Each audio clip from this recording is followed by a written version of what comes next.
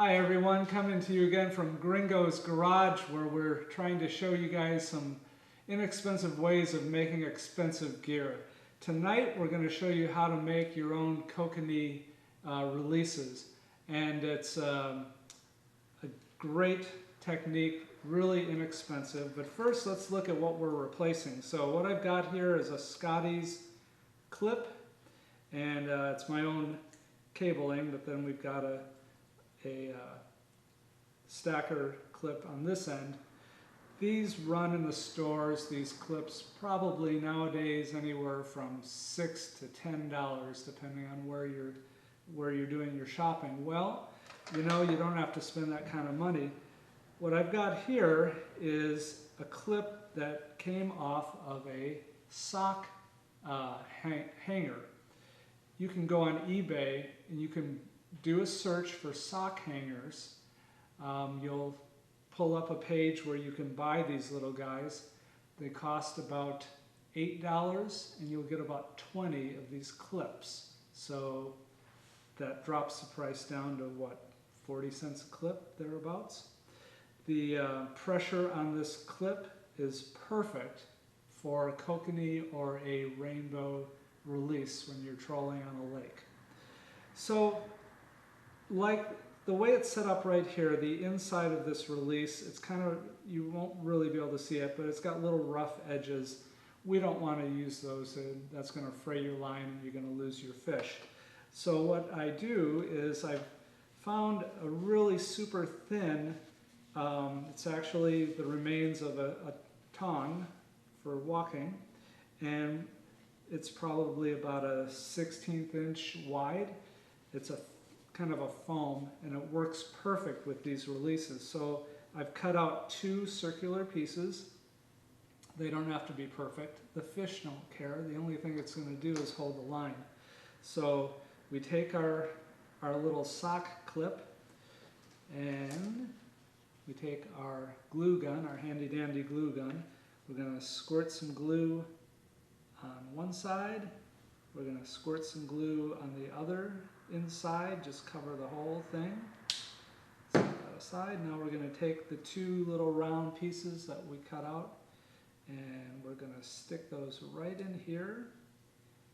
Now, when you do this, you'll want to bring those pieces a little bit to the back of the clip. And again, don't worry if it doesn't look perfect. It doesn't matter. It just needs to hold the line when you're fishing.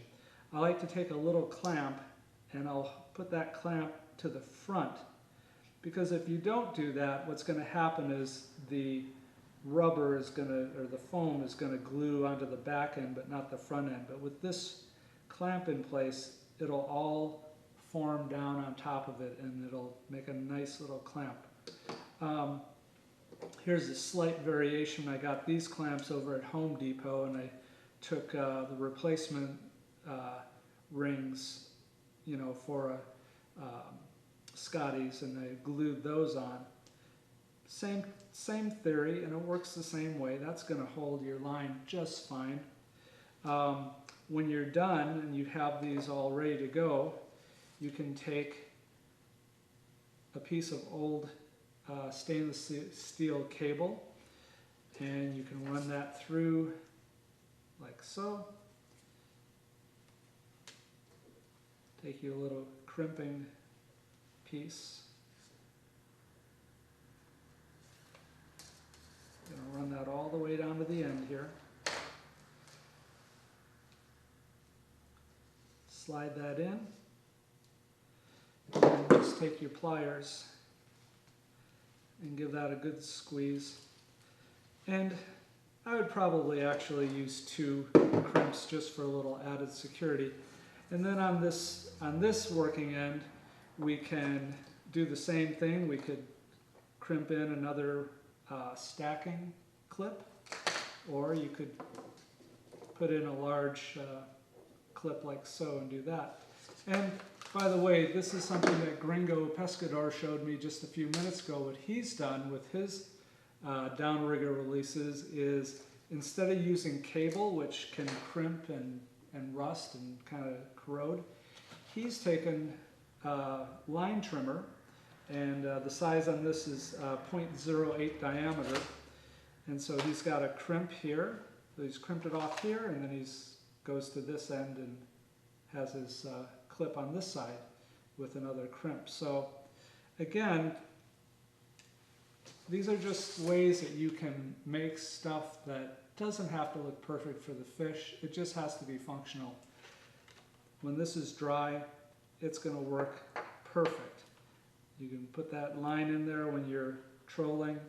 I've trolled with these upwards of 2.5 miles an hour. The line stays in just fine, and when that fish hits, it pops off just like an $8 release. So check these out on eBay, buy yourself a dozen, and you won't have to be spending money on clips. You can spend it on other fun stuff for fishing.